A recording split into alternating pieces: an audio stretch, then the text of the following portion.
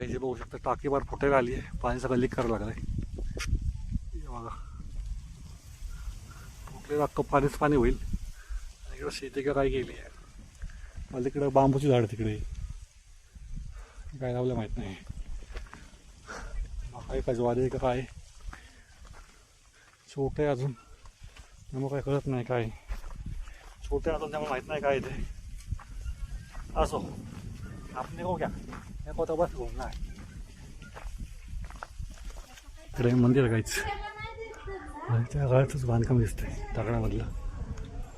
जाऊयात आपण मंदिरात, बघत कसं काय. इकडे ते मंदिर दाखवतो काय काय इकडं असं आतमध्ये. पेना स्वामी वृंदावन, पेना स्वामी वृंदावन म्हणजे समाधी वाटतं. बघू शकतो तुम्ही, दाखवतो तुमचं पण आता ते चमकतं त्यामुळे दिसत नाही. तर इथं फोटो पण आहे त्यांचा, पेना स्वामी वृंदावन यांचा. आणि इकडे अशा छोट्या छोट्या खोल्या आहेत त्या रूम्स. इकडे मंदिर बघू शकता पूर्ण तुम्ही.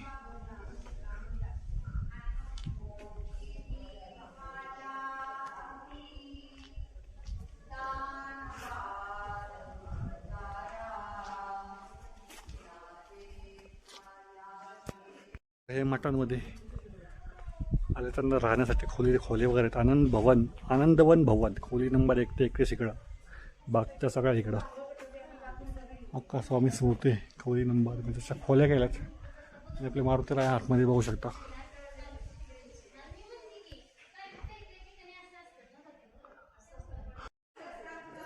हा पूर्ण आहे मंदिराचा परिसर. इकडे हे असं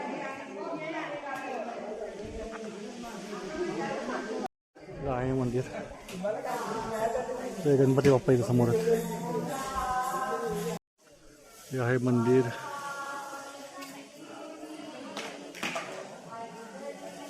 तिथे समोरच आहे समर्थ रामदास स्वामींची समाधी.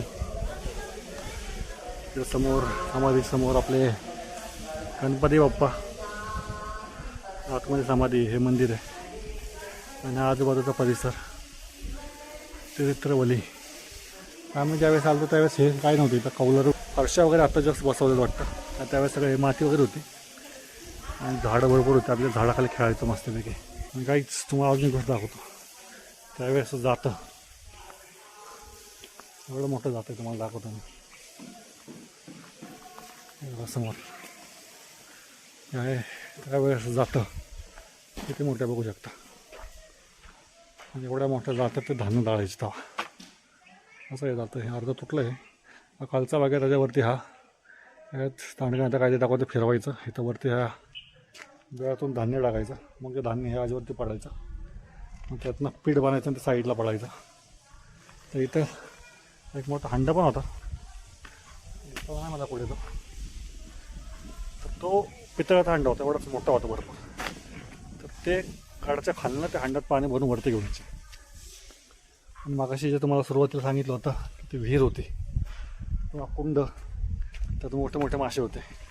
ते कुंड आले काय तिथं बघू शकता. आता ह्याच्यात मासे आहेत का ना माहीत नाही, पण ते कुंडच राहिले. हे बघा हे त्या कुंडाबद्दल तुम्हाला बोललो होतं मी. 10वीत आलो त्यावेळेस बघितलं होतं. त्यावेळेस असले मोठे मोठे मासे होते. अजून पण मासे आहेत हे बघायच.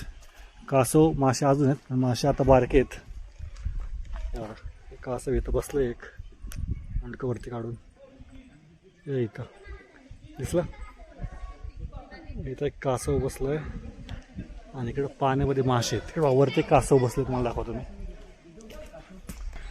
इथं एक कासव बसलं आहे दिसतंय तुम्हाला. हे मोठं कासव आहे. आम्ही ज्यावेळेस आलो त्यावेळेस ह्याच्यापेक्षा मोठे मोठे मासे मोठे मोठे कासव होते. आता काय दिसत नाही, एकच दिसतंय कासव. ते पण उन्हात बसलं आहे आणि मासे पाण्यात पावत आहेत. इकडे पण इकडून आले येते का जण बारके बारके मासे आहेत. मठाची व्यवस्था, राहण्याची व्यवस्था, मठ असं सगळं हेच इकडं मंदिरं वगैरे. आणि इकडे खेळणी वेगळी विकायला त्यावेळेस पण होते, त्यावेळेस मी आलतो. आणि आता कमी दुकानं, त्यावेळेस भरपूर होते. इकडे लागले ही दुकानं सगळी, पूर्ण रांग इकडून ते इथपर्यंत पुढंपर्यंत पूर्ण खेळण्याचीच दुकानं. हे मुख्य कार्यालय आहे इकडं. इकडे बघू शकता पूर्ण खेळण्याची दुकानं.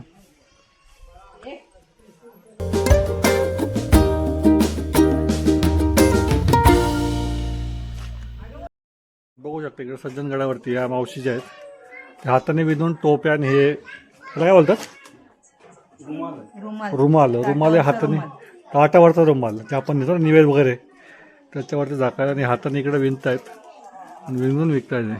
ते छान छान बनवले बघायचं नाही. आणि हे दीदी बोलते मला मुलींवर खायला आवडत नाही. का का दीदी, नाव सांग तुझं, नाव सांग ना. ईश्वरी. जाऊयात आता आपण खाली. इकडे बघू शकता मातीची भांडी वगैरे ठेवली तो विकायला, पंती वगैरे आणि छोटे छोटे बैल वगैरे बनवलेले. शाळेमध्ये बैल तर आम्ही शाळेमध्ये बनवत होते तेव्हा शाळेत सांगायचे मला बैल आणि चुलबिल बनवायचो आम्ही. तर वेगवेगळं काय काय काय काय बनवलेली पंती वगैरे बघू शकता. त्याला सजावटचं माणसं, 2 माणसं बसल्यात पुस्तक वाचत. आणि आपले महाराज अशा वेगवेगळ्या गोष्टी बनवल्या नाही काहीच बघू शकता. इकडं पूर्णकडे आपलं बघून झालेलं आहे काहीच. परत आपण इथं आलो आहे लय देवी मंदिरच्या इथे.